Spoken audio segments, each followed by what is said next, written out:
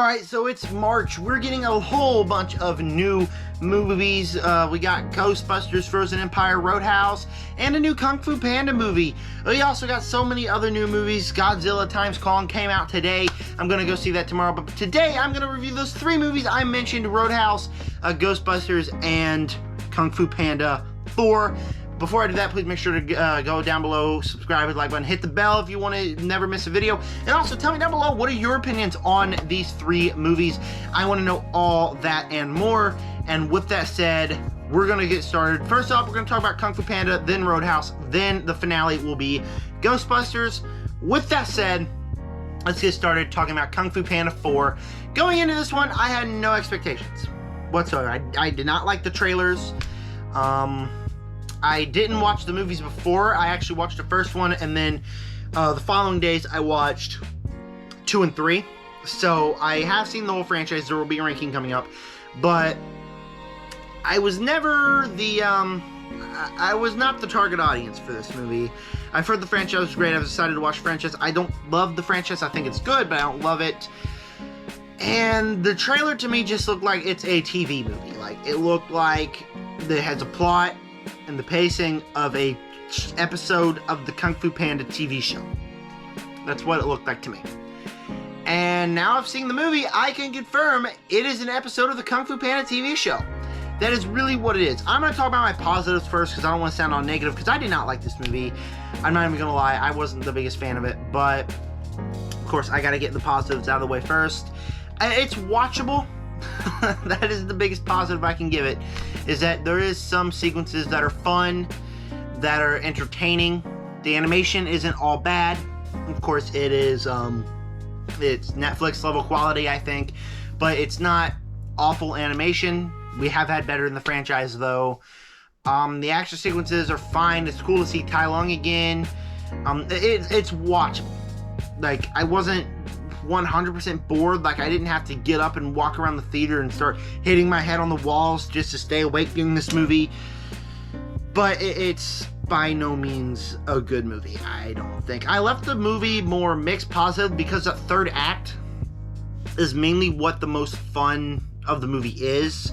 There is a twist here I do like. There's a huge twist in this movie that I really do like. I think that it is a really good twist. But the movie, I mean, it's just Netflix level quality. That's what it is. It's a Netflix movie. And if it's released on Netflix, I mean, that's fine. Just don't call it Kung Fu Panda 4, so it's not part of the main franchise. But I don't see how this movie could have gotten greenlit.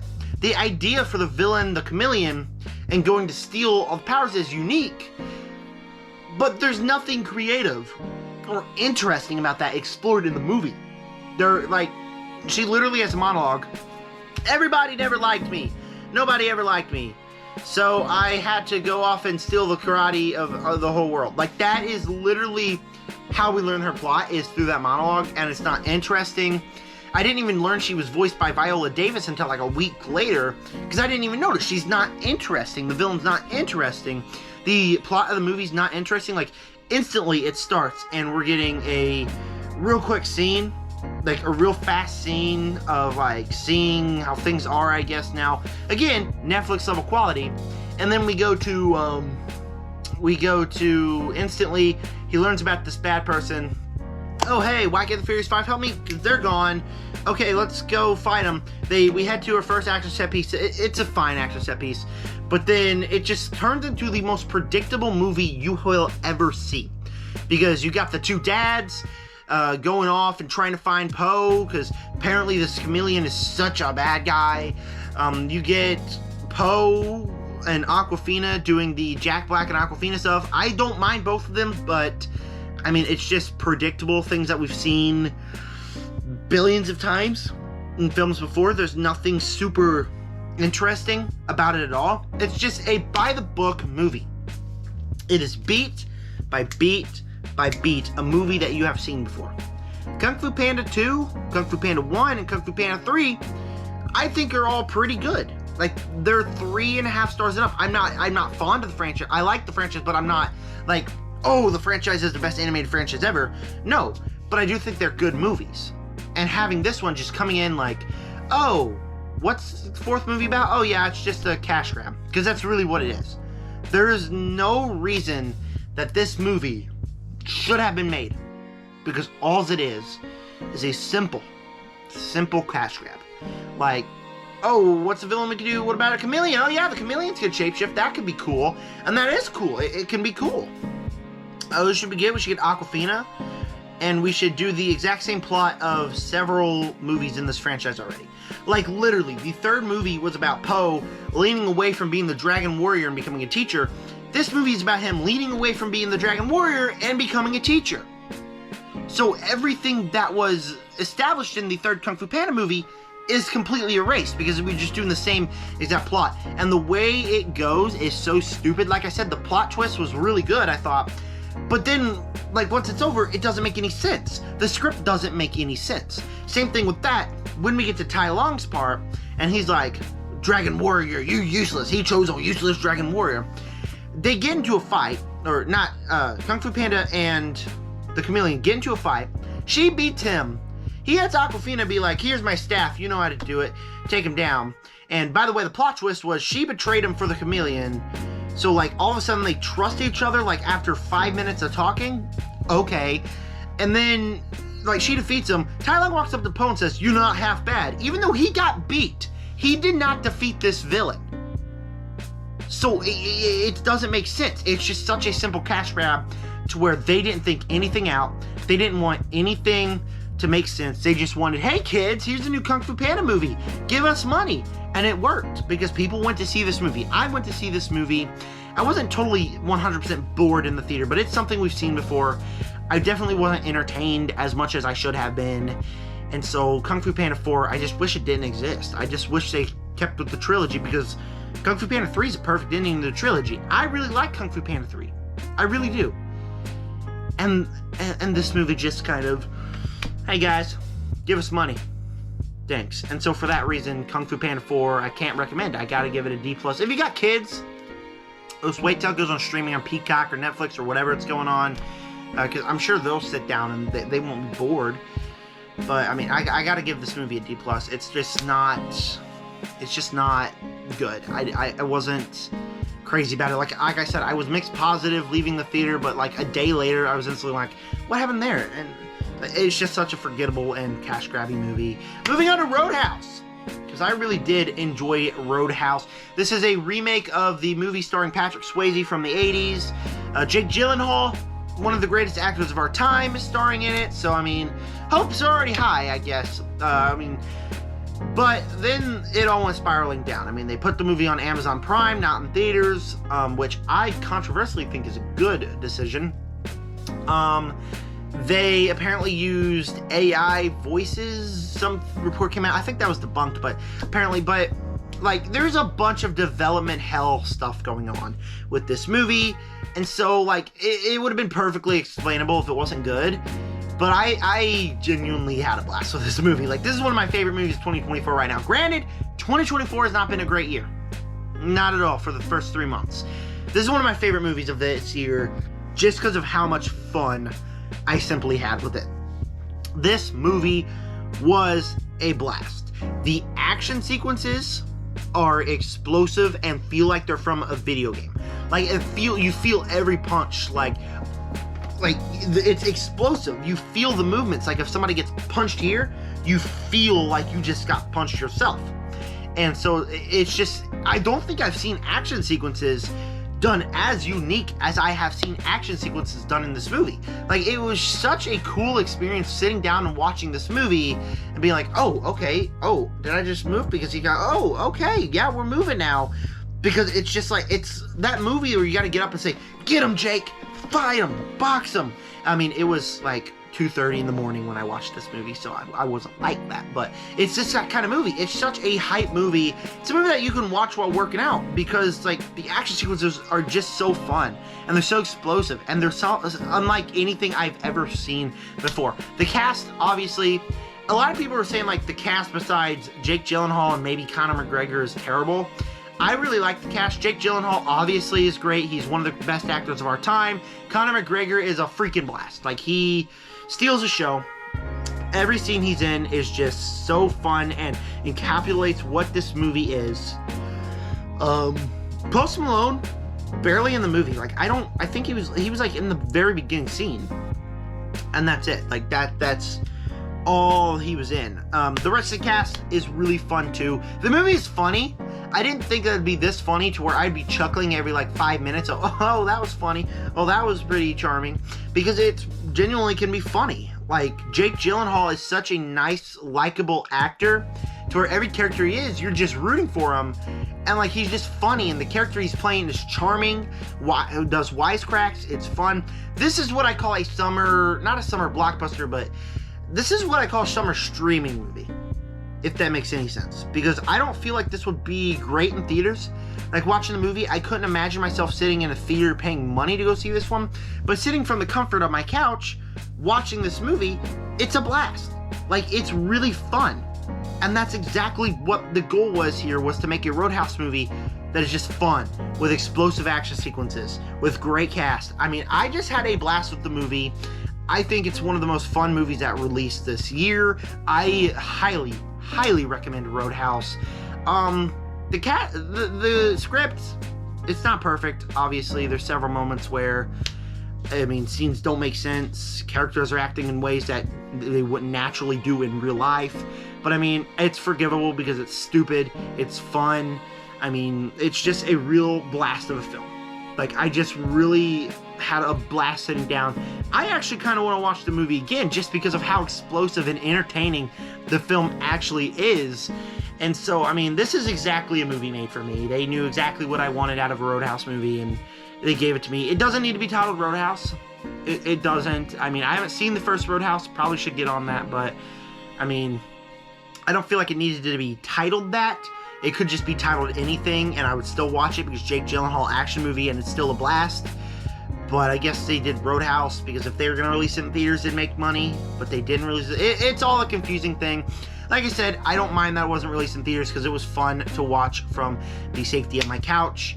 No loud noise, no children in the background, because we're getting a lot of that every time I go to the movies. But I had a blast with it. I highly recommend it, and that's why I'm giving Roadhouse an A-. If you got Prime Video, I highly recommend you check this movie out if you just like explosive, fun action movies.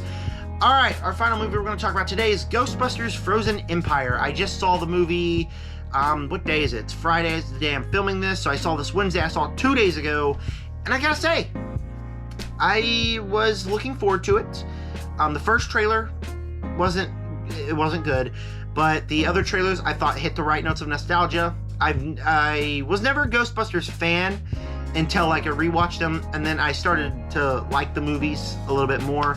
Ghostbusters Afterlife is my favorite. Like, it's my favorite out of all the movies. I think that one does nostalgia bait really good. This movie, however, I just was looking for a good time with it. Like a sequel to that, I thought it could be really good. And kicking off with things I liked from the movie, because I don't think it's a bad movie. I think it's a fine movie. It's fun to watch. The last 45 minutes of this movie are just fun Ghostbuster stuff. Like, this is the part when I was having fun with the movie, when the Ghostbusters all suit up and the villain is taking over New York. That is the stuff I went to this movie for, and it fully delivered on the charm and the fun of Ghostbusters there. I thought it captured exactly what I wanted to feel with that. It was really fun in the last 45 minutes. The Ghostbusters villain here, the Ice God, because I can't remember its name, I think it was really fun. Not really fun, but really cool too. Like, the first scene it's in, when it's going to get those horns, I was like, oh, I got chills. Like, that is a really cool design and just a really creepy villain. And I think that's exactly what I wanted from this villain, because she or he or whatever looked really, really cool in this movie as well. The cast is all here. They're all great. I do find a lot of characters unlikable in this movie. We'll get to that in a minute.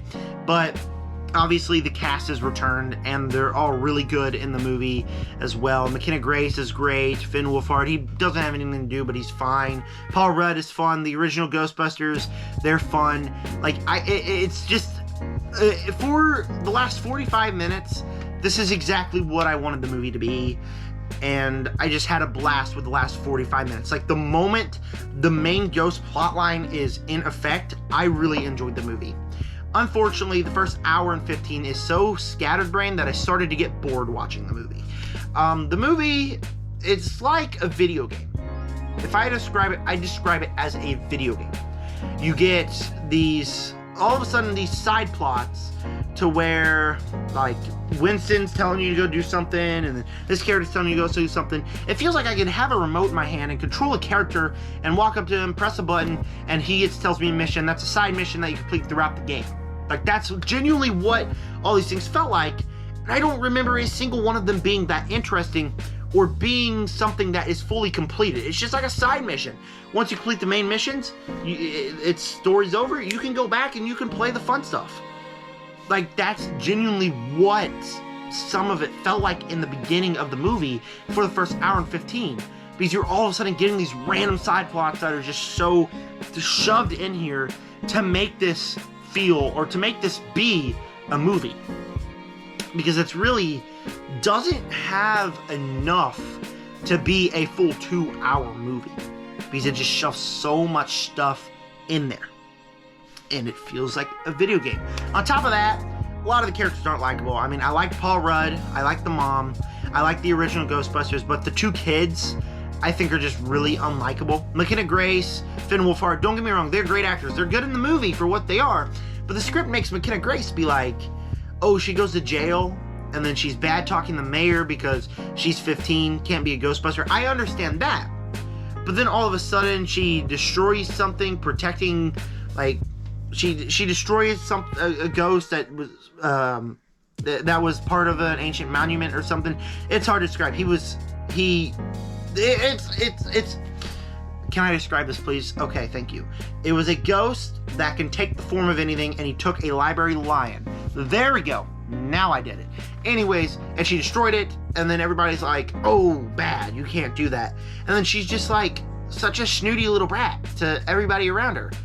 Like, she not falls in love, but she gets a nice friendship with this ghost girl, and they have a nice friendship, and they have a nice friendship, and the way it goes is like, she is so mad at her parents that she just goes and friends the ghost girl, and the ghost girl's like, hey, why don't you take your soul out of your body? Which, she should be smarter than this. She's like, sure, I'll go take my soul out of my body. Gets the soul out of her body.